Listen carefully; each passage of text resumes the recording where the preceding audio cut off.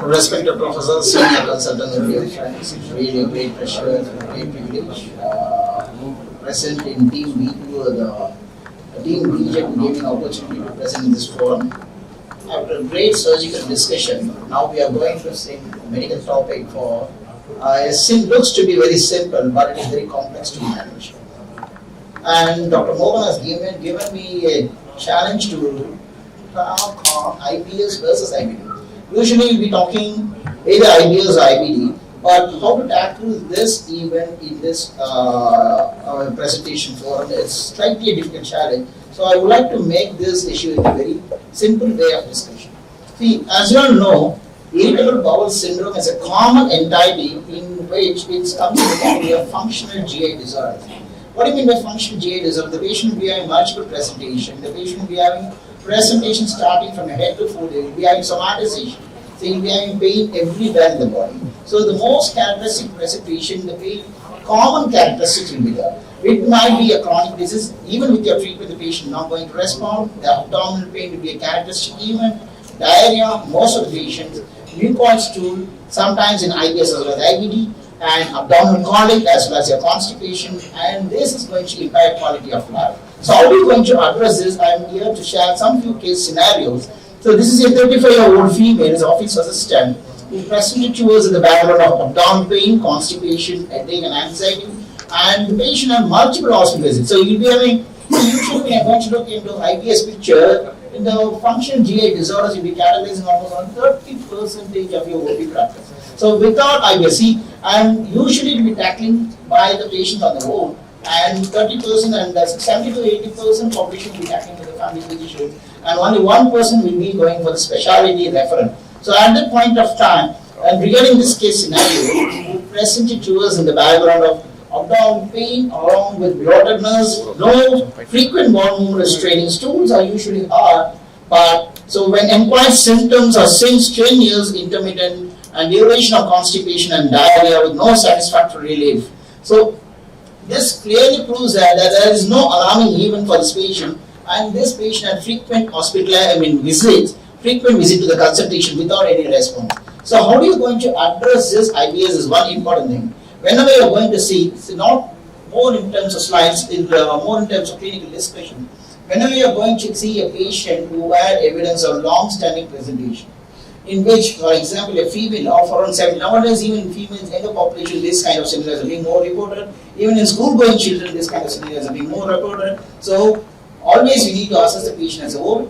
Look for the clinical picture. Look for the coexisting comorbidity, whether the patient is having any hypertension, diabetes, thyroid disorders, or any coexisting obesity, or any metabolic syndrome. Apart from that, see whether the patient is having characteristic findings in your GI disorders.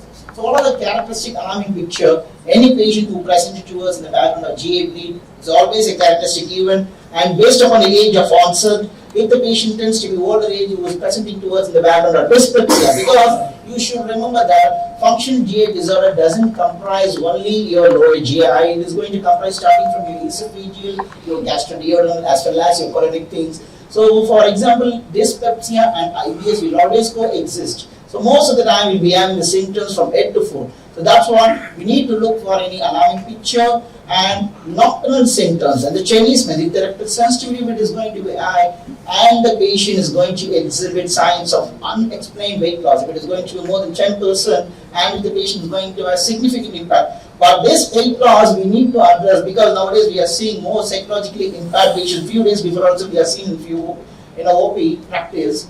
Around 7 to 8 kg of weight loss. So that patient being treated with multiple centers, and then the patient being referred to Apollo. At that point of time when we are doing, this kind of patients, we should not miss even our small bowel pathology. So why I would like to point out, nowadays even psychologically impaired patients, they have weight loss. So we need to we need to decide whether this patient is falling into the criteria of significant weight loss along with alarming symptoms and evidence of your lab abnormalities, characteristic like your anemia and your various CRP and inflammatory markers. Your fecal calprotectin can be taken as a significant pointer for you to consider, and in case if you have any family history of your IBD or any medical colorectal pathology, and in this case the patient doesn't have any major presentation. So why I would like to the lab investigations, your stool, your endoscopy as well as your colonoscopy doesn't seem to have any significant finding, your calprotectin appears to be fine, and this characteristic presentation is what's called as irritable bowel syndrome. What is this irritable bowel syndrome? It's nothing but FGID, as you all well know, and there are multiple criteria for that, starting from your Rome 1 to Rome 4. Right now, from 2016 onwards, we have been using the criteria called Rome 4 guidelines. So what is the Rome 4 guidelines? If you are in case, before taking on to the discussion, so what is the pathophysiology for this concept for IBS to take on? See, irritable bowel syndrome, it's not a diagnosis, it's not a presentation right in the initial phase, because right from the intrauterine period, right from mother's womb, the child to the baby, the intrauterine period, the growth, development, everything is going to have an impact. That's why the term called the dysbiosis, the gut, gut microbiome, all those things has been taken a separate upon that. Now that thing itself is being considered as a separate system to discuss. So all these things to be enlightened means the basic pathophysiology, your environmental triggers, the way you brought up, apart from your genetic manipulation, and then your intrauterine factors, and then your psychosocial factors, all those things which is going to cope up your environment along with your dysbiosis, which will lead up to your pathophysiological cascade that will predispose to this irritable bowel. For example, three important things. One is your visceral hypersensitivity. In case if you are having any motility disorders, motility abnormalities, your functional insensitivity, if you over-respond to your syndrome and psychogenic factors, and there are some few always you need to look for your mutation abnormalities. For example, your SCN sodium mutation, all the sodium mutation nowadays taken over in the field of gastro SCN mutations. Apart from that, the bile acid malabsorption, you have seen frequent patients who will be having evidence of diarrhea like this kind of presentation, and leaky gut, dysbiosis, not only for this, even for your IBD, even for your alcohol-related hepatitis, even for your NAFLD, as previous speaker we discussed, like your pancreatitis, all these areas being tackled with your dysbiosis. So leaky gut pathology, so if your eubiosis, if it is not going to maintain, and in case if your bacteroids, if your femicules, if your bacillus, all those things, if it is going to get altered, you may land up with this kind of presentation. So how to elicit this in a prominent way? And usually the patient will be having, as I discussed, altered bowel habits and abdominal distension, mucus production, incomplete evacuation. The patient will be spending most of the time in toilet, and whenever they will be having bloatedness. And we are seeing frequently some patients, even if they are going to touch any parts of the body, they will be having gas, erectation, bloatedness. All these things will be coming into the category of FGID. And before categorizing themselves, you need to assess, you need to look for the risk factors, you need to tackle the presentation, and with that we need to give importance to whom we need to address the management. Is very important when you are going to manage a patient with irritable bowel, and considering this for inflammatory bowel is also more important. And what are the various extra GI manifestations starting from your head to foot, from your neurological point of view, respiratory, rheumatological? Most of the patient will be having evidence of fibromyalgia. They will be having pain sensitivity everywhere in the body most of the time. That will be more common in postmenopausal period in female patients, and chronic fatigability syndrome and urogynecological problems and many other problems. For example, your leukorrhea, your erectile dysfunction, so many other coexisting psychosocial pictures will be there when you are going to have a patient with irritable bowel syndrome. So what is the difference between your Rome 3 and Rome 4? In this, the onset, the duration, which means if it is going to be around 1 week, which the abdominal pain, initially the abdominal discomfort being taken in the criteria for Rome 3, now this has been eliminated because it's been subjective most of the time. So abdominal pain they have been taken out at least 1 day per week in the last 3 months. And 3 things you should not forget, which is related to your defecation and with change in frequency and change in form of stool. These 3 things we should not forget. And regarding the management part, the investigations part is very, very simple.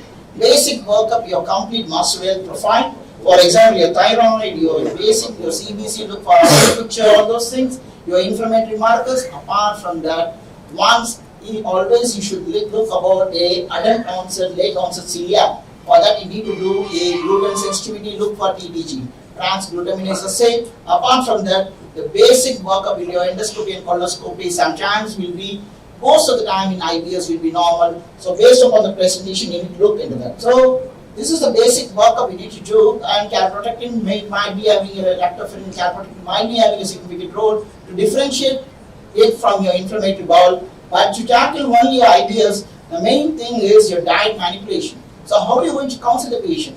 The diet and lifestyle modifications. So three things we are not supposed to forget when you are going to tackle your IBS.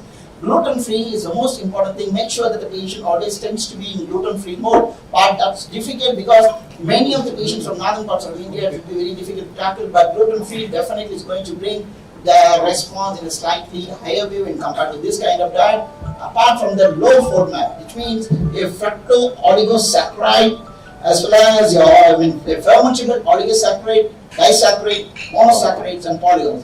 So all these components, if you are going to feed in a low way, at that point of time there will be definite significant response. So how are you going to tackle anything which contains sugar? It's better to restrict. Milk products, dairy products, wheat products, and sugary products, even fruits which tends to be very sweet, so we need to be very cautious when you're going to subject the patient with IBS. So the fiber has to be supported but not too high when you're going to tackle a patient with IBS, and you need to address, there are three categorization of IBS.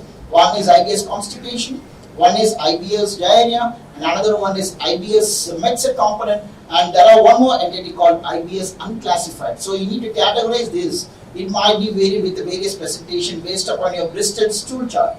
I don't have the chart with me, but if you're going to see the chart, there will be around seven areas of representation. The bottom line, 5 to 7, will be in the form of diarrhea. The above top ends will be in the form of constipation.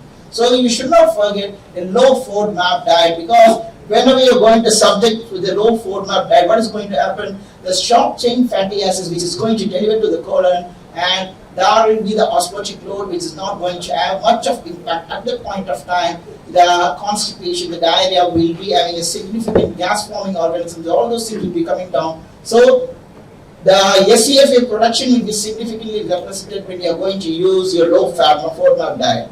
Apart from that, huge list of medications is there, starting from your constipation to diarrhea to whom you are going to tackle. And very important, upper GI and lower GI most of the time will be going together. Dyspepsia and your irritable bowel will be going together. And irritable bowel and inflammatory bowel may go with, sometimes even if you are going to put the patient on treatment for inflammatory bowel disease. For example, ulcerative colitis, if you are going to treat a patient, after that for a period of time, if the patient is in remission, and followed by some patient will be having a post-inflammatory IBS also, maybe there are some presentation. So we should know there are some case reports are there. And post-infection, for example, even if you are going to have any typhoid, for example, COVID scenarios, we have seen many post-infectious IBS. And nowadays, giardia, very frequent infections. See, these are all the scenarios. Post-infectious IBS can be a presentation. So we need to recognize the clinical entity to whom we are going to represent. Based upon the clinical presentation, some patient will give a mixed classification. That is very, very difficult, because when you are going to treat for diarrhea, the patient will have worsening of constipation. When you are going to treat for diarrhea, some patient will go for constipation. When you are going to treat for constipation, some patient will be having worsening of diarrhea. So how are you going to recognize to whom you are going to give more importance? That is what is very, very important. That's the area the specialty referral will be more common, and to tackle that kind of presentation with minimal molecules is more important when you are going to manage a patient with irritable bowel syndrome.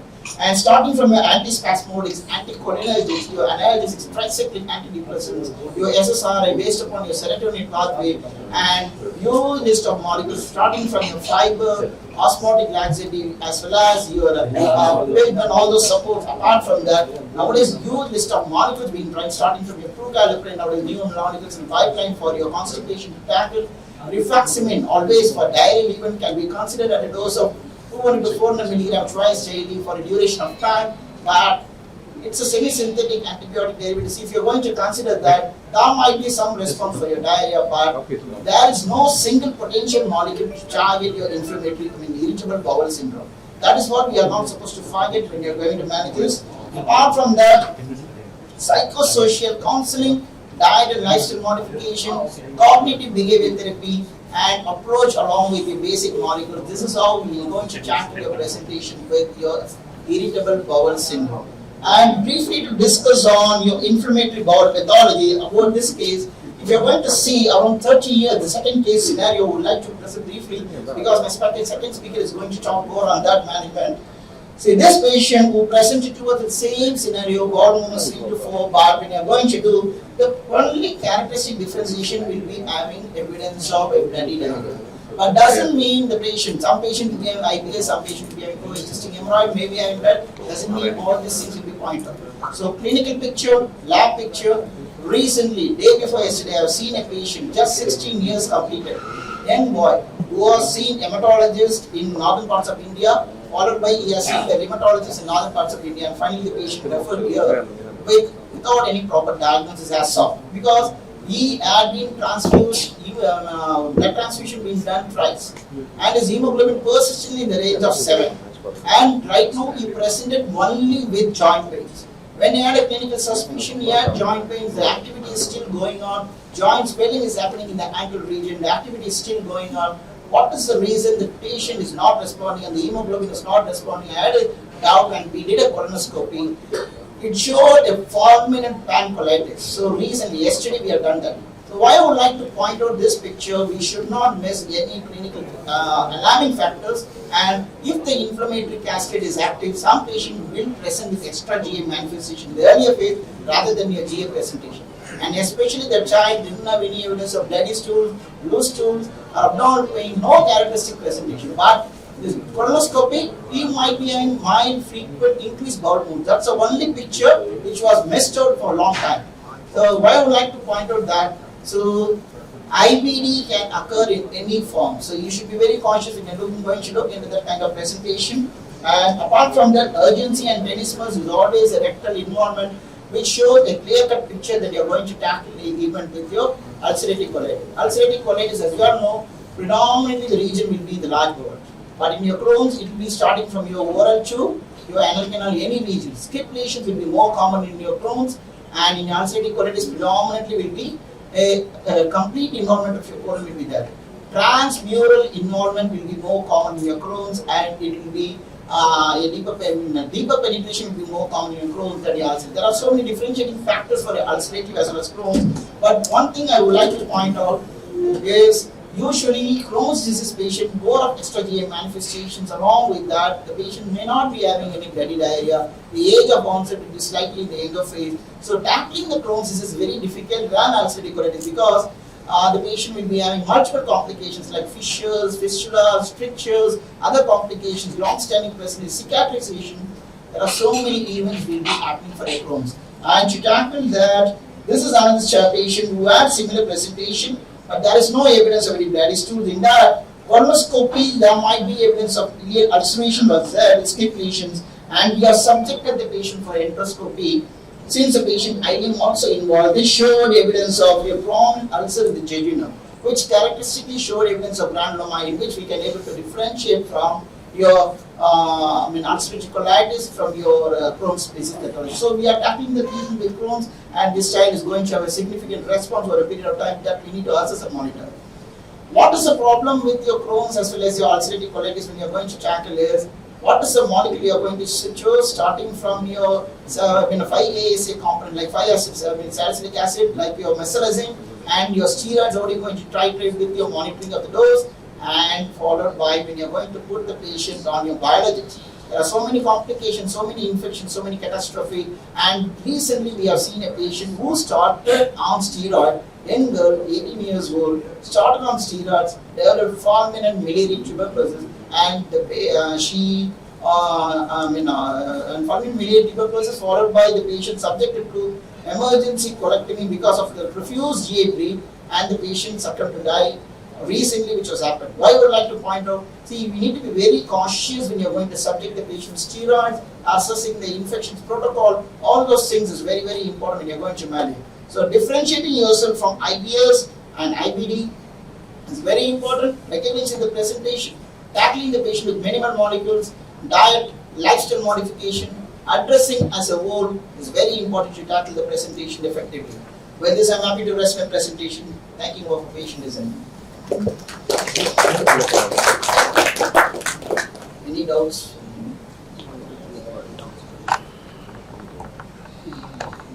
Very nice presentation, sir. In IBS, when we have to refer to psychiatrist? That depends upon what what kind of patient we are tackling, sir. See, when you are going to see a patient, most of the time the patient will not accept that you are going to refer a patient to psychiatrist. Whether the patient will accept, most of the time they will not accept. They will argue and they will do another doctor shopping. So the main thing is you need to address that kind of patient in a minimal effective way. We try to manage and we try to tackle the psychiatric symptoms in an effective way, the minimal dose, what are the best possible things we need to do. For example, when you are going to initiate with the tricyclic antidepressant or SSRI, you can start safely with the amitriptyline at a dose of around 10 mg. Initial phase to see whether the patient is responding rather than directly refer the patient to psychiatry. Because somatization, many patients will not accept, and most of the time the patient will be reporting to another concern. So, once the patient counsels, accepts, the family members of your counsel at that point of time, even with the multiple medication, we know that the patient scenario is absolutely normal, no alarming picture, then we can refer the patient to the psychiatric intervention.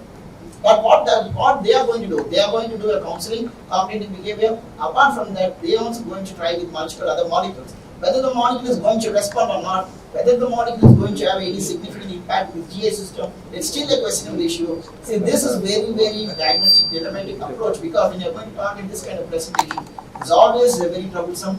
We need to manage a patient in Indian scenario with minimal molecules, maximum yield. That is what is needed with most of the patients. So, addressing the goal is very, very important. Most of the time we cannot stop the medication. So we cannot stop the medication, but over a duration of time, if the patient is responding, we can move with safe medication. For example, I would like to tell you, always PPI when you are going to use, you should be very, very cautious. Because upper GA and lower GA will always coexist. And most of the time, irritable bowel syndrome, when you are going to use a patient, for example, IBS, the patient will be having frequent mucus, early morning going to toilet, and most of the time you will be spending the toilet, and 20 minutes, 30 minutes, but when you are going to subject with PPI, that patient will have further worsening of symptoms, because your gut is going to main low system, the UBS is going to come down when you are going to use the PPI. Other complications, many case reports are there.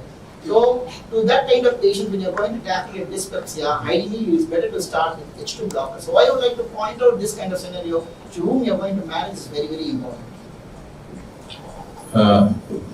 All IBS patients will not have a psychiatric problem actually. Because IBS is a multifactorial disorder, there will be visceral hypersensitivity is one of the factors. They may have this increased bowel movements and all. So the number of serotonin receptors in the GED is more than the neurological system. So like the way why they are giving tricyclic antidepressants or SSRI, because it calms the serotonin pathway actually. So it works. Not necessarily every patients need to get psychiatric opinion, but IBS patients, the more anxiety kind of thing is more. They may need behavioral therapy they may need, and amitriptyline or SSRI what you are giving for IBS patient is to calm the visceral hypersensitivity. Only when the patient, rarely some patient who is persists in severe refractory acute pain, sometimes at that point of time the patient may have suicidal tendency, because if your 5-HT hyperactivity, which is happening in your IBS, at that point there is ideal scenario for you to put the patient on psychological reference. There are some few patients are there being reported.